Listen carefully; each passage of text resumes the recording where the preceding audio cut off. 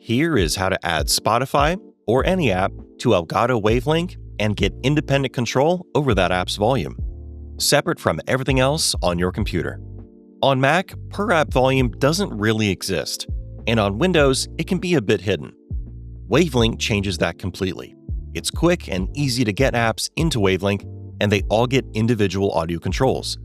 In the Mixer view, click on Create Channel at the bottom left, and you'll see a list of installed apps. If you don't see Spotify right at the top of the list, you can search for it directly. Spotify doesn't need to be running to add it. It only needs to be installed. Select it and a new input channel appears. Next, click on the box that lines up between Spotify and the mix. Then, make sure you have your normal headphones or speakers set as the main output at the top, and click to enable the ear to listen to the mix like this.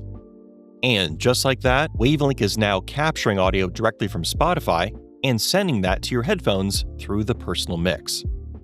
Create another output up at the top to make a custom mix for your live audience, or another for local recording for editing later.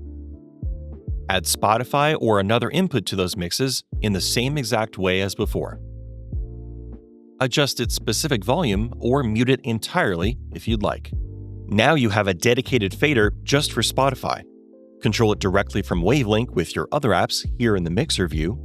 Switch to Wavelink over to Compact View to get the basic controls in a smaller space, or use the Stream Deck plugin and control your app volume with keys or dials. No need to touch the system settings or go into Spotify itself.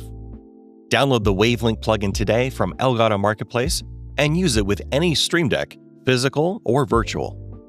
And volume is just the start.